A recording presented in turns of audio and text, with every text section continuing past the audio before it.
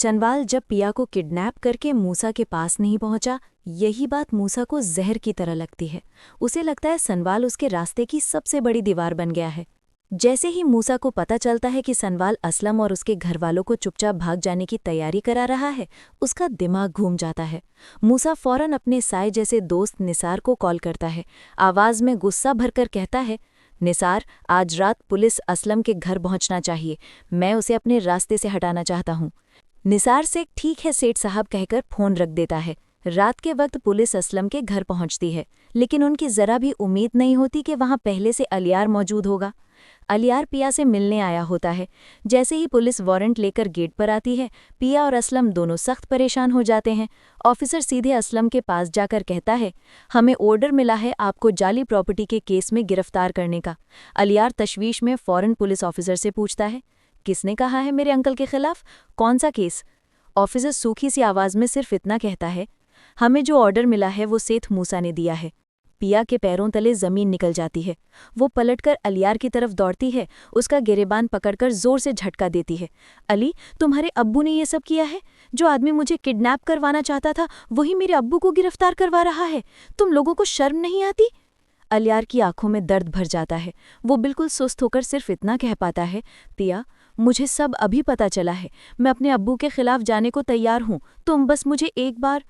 लेकिन पिया उसका एक लफ्ज़ तक नहीं सुनती। वो मुंह मोड़कर सनवाल की तरफ चल पड़ती है। सनवाल वहां तक पहुंच आया होता है और असलम को पुलिस गाड़ी तक ले जाते देखकर गुस्से से कांप रहा होता है। पिया रोती हुए इसके पास जाती है। सनवाल तुरंत अपने वकील दोस्त को कॉल करता है और कहता है, कल सुबह तक असलम अंकल की ज़मानत का पेपर तैयार होना चाहिए। कुछ भी हो जाए उन्हें नुकसान नहीं होना चाहिए।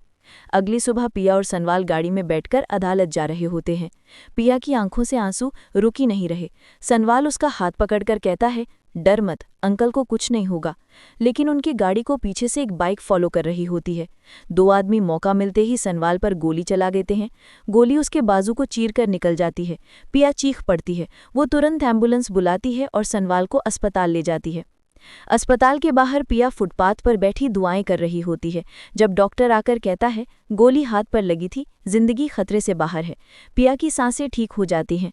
उधर अलियार अपने घर में तूफान मचा देता है।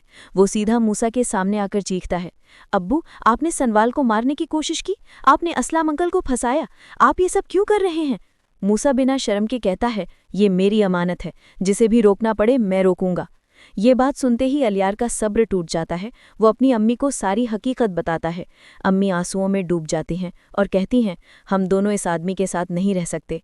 अलियार और उसकी अम्मी दोनों घर छोड़कर निकल जाते हैं। अदालत के दिन अलियार कोर्ट में खुद खड़ा होता है। जज के सामने सारी सच्चाई बता देता है। उसके अब्बू के प्रॉपर्टी कब्जा, असलम पर झूठे इल्ज़ाम और सनवाल पर हमला। अलियार जज को सारे सबूत दे देता है। कोर्ट में हंगामा मच जाता है। जज मूसा को सजाए मौत सुना देता है। असलम को जेल से रिहा कर दिया जाता है। जैसे ही वो बाहर निकलते हैं, सनवाल अपना घायल हाथ संभालते हुए उनके पास जाता है। असलम उसे गले लगाकर कहता है, अगर आज तुम नहीं होते तो मैं कभी वापस घर नहीं जा पाता। पिया रोती हुई अपने अब्बू से मिलती है। असलम उसका हाथ पकड़कर सनवाल के हाथ में रख देता है और नर्म आवाज में कहता है, मेरी बेटी तुम्हारी जिम्मेदारी है, मैं तुम दोनों की शादी चाहता हूँ। कुछ दिन बाद शादी का दिन आ जाता है। पिया लाल जोड़ा पहने होती है। सनवाल शेरवानी में खूबसूरत लग रहा होता है। मौलवी साहब निकाह पढ़ाते हैं और पूछते हैं, क्या आपको ये निकाह कबूल है? सनवाल हल्का सा मुस्कराता है, कबूल है।